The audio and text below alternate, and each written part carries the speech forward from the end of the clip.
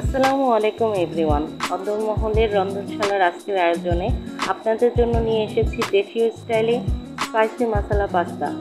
একদমই ঘরে থাকা খুবই সাধারণ কিছু দিয়ে তৈরি করা হয়। তৈরি করতেও সময় লাগে খুবই কম, বাট এটা খেতে খুবই মজা লাগে। চলুন দেখে নেওয়া যাক কীভাবে তৈরি করতে হয়। নিয়েছি জিরা, গোলমরিচ, চিলি ফ্লেক্স, ধনেপাতা, রসুন কুচি, কাঁচামরিচ কুচি, ম্যাজিক মশলা, টমেটো সস, মুরগির মাংস, পেঁয়াজ কুচি, সয়া সস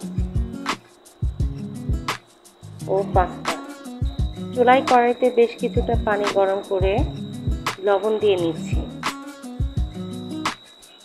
তারপর পাস্তা ঢেলে নিচ্ছি সিদ্ধ করার জন্য।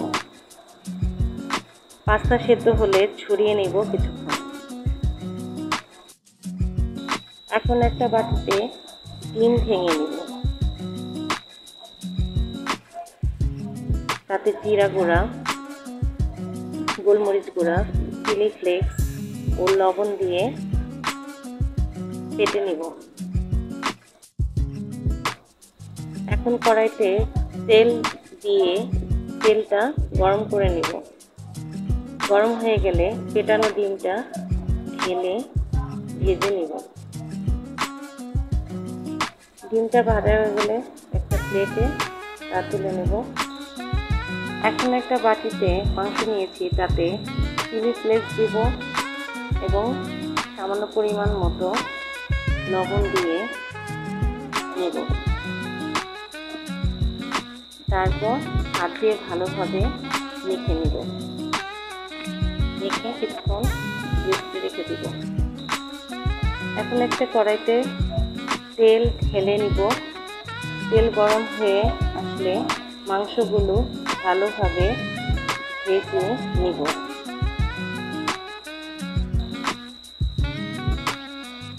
মাংসগুলো ভাজা হয়ে গেলে একটা বাটিতে এখন তুলে নিব।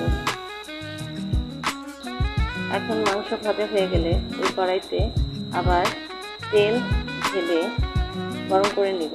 তাতে দিয়ে দেব রসুন কুচি,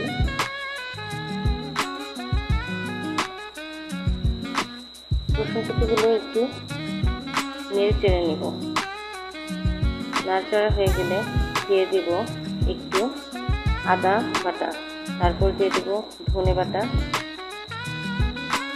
তারপর আবার নাড়াচাড়া করে ভেজে নেব।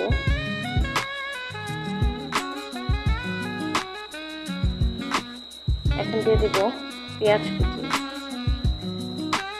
পেঁয়াজ কুচি দেওয়া হলে আমি আবার নেড়ে চেড়ে নেব। তারপর সামান্য লবণ দিয়ে দেব।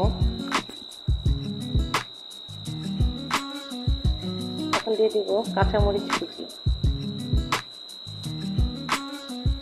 টমেটো সস, সয়া সস,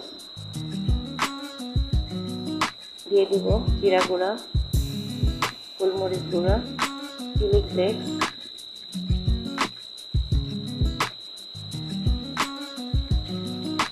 এবং ম্যাজিক মশলা। সব উপকরণ দেওয়ার পরে এখন দিয়ে দেব ভাজা মাংস।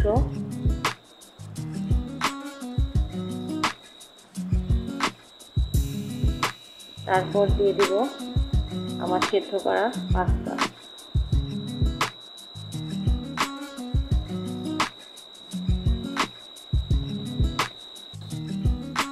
এখন দিয়ে দেব ভেজে রাখা ডিম। এখন আমি সব উপকরণ একসাথে নেড়ে নেব। এখন একটা প্লেটে পাস্তাগুলো উঠিয়ে নেব। আর এরই মাঝে তৈরি হয়ে গেল আমার ঘরোয়া উপকরণে স্পাইসি মশলা পাস্তা।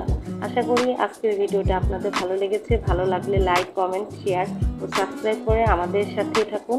আল্লাহ হাফেজ।